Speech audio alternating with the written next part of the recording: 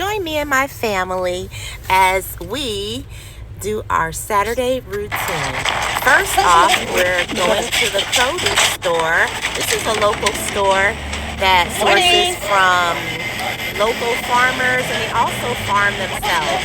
You'll see some items on the shelves here homemade by local companies. So it's pretty scarce today because with the winter they haven't had a lot of produce and they haven't had a lot of clients or customers. This store you'll see right here where they farm their own greens as well as they make fertilizer from the large fish tanks they have back there. You see my baby paying the bill. And this is what we got from the produce store. This was only about $25 to $27 for all of this, and some of the items were half off. The butter was like gonna be expiring within the month, so they gave us 50% off of that as well, and we'll just freeze it. So here you see me where I am in the kitchen getting my husband's preferred Saturday breakfast ready. So this is some cream of wheat that I'm preparing for him, and he is an athlete. He plays soccer, and he likes a nice hearty breakfast after soccer practice every Saturday. So usually we add like crispy turkey bacon, crunch it up in there, which I had never heard of until I met him, but it's actually pretty good. And I usually also do a couple of boiled eggs, but today we're not doing that. So you'll see me adding some cane sugar for him.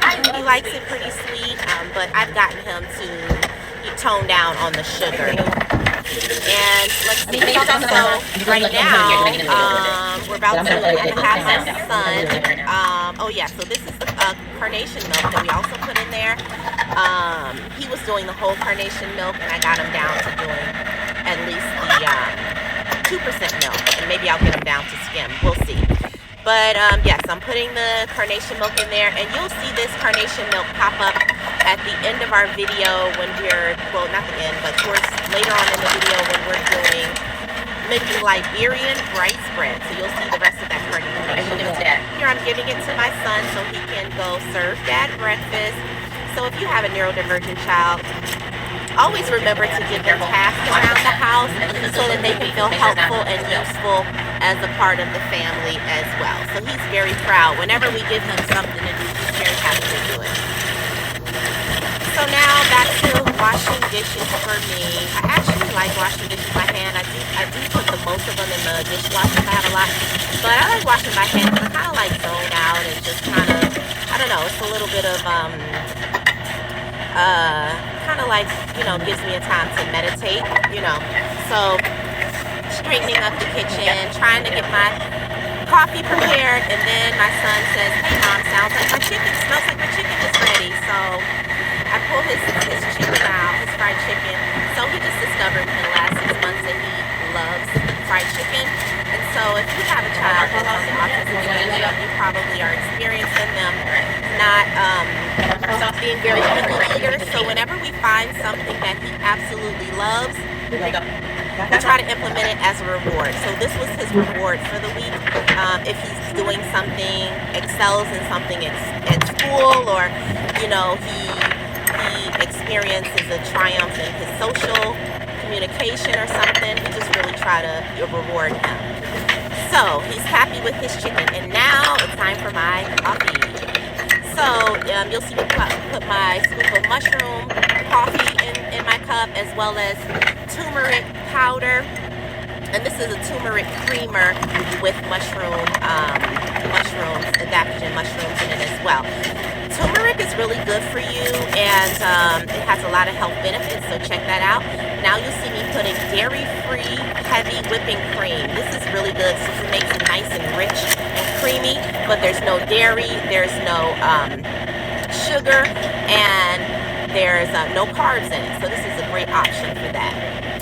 Because it's my feast day, if you follow me, I've been doing ABF fasting. Because it's my feast day, I am putting a little extra honey to sweeten it up as a treat. The black pepper helps with the turmeric to help the benefits of the turmeric absorb into your body. So now the salt is to balance out the sweetness, just would have a nice smooth, rich flavor and just not sweet from the honey. So let's give it a taste test. How's it tasting? One more thing, what could that be? Cayenne pepper.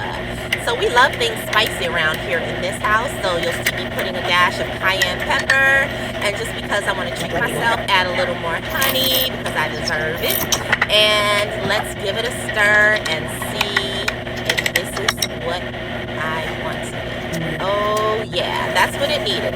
It needed that kickback with the cayenne pepper. And so here I'm just gonna enjoy my coffee. This is my husband. While he has his soccer stuff on, he had soccer practice this morning, and he's putting our bed up.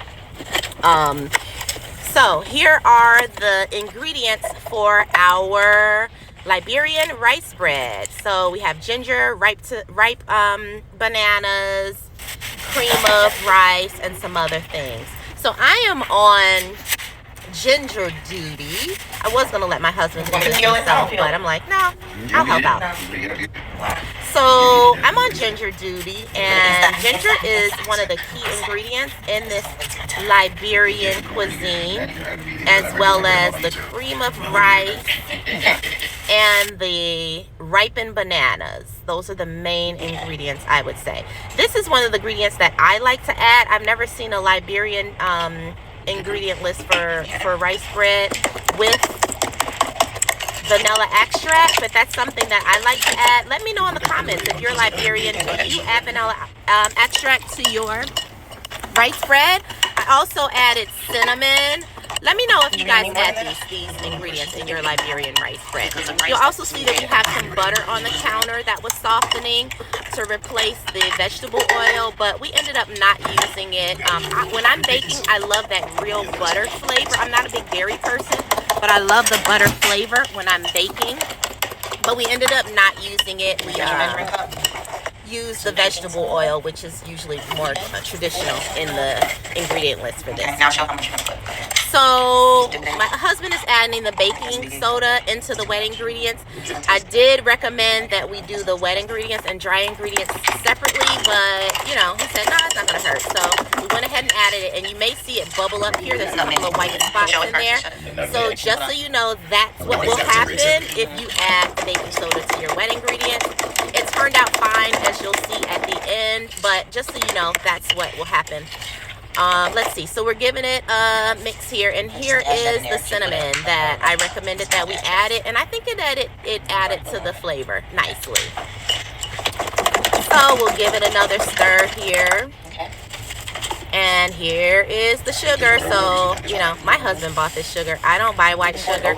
I'm not a sugar person at all, but you know, he's used to using sugar in the ingredients, so you know, it's just an episode. It's not like we do it often. So here we are adding the sugar, and it's funny because it took me a while to get him to even use the measuring spoon, but you know, we're using them now. Mix. Let's get it all mixed in. And here's the star of the show for us, the ginger.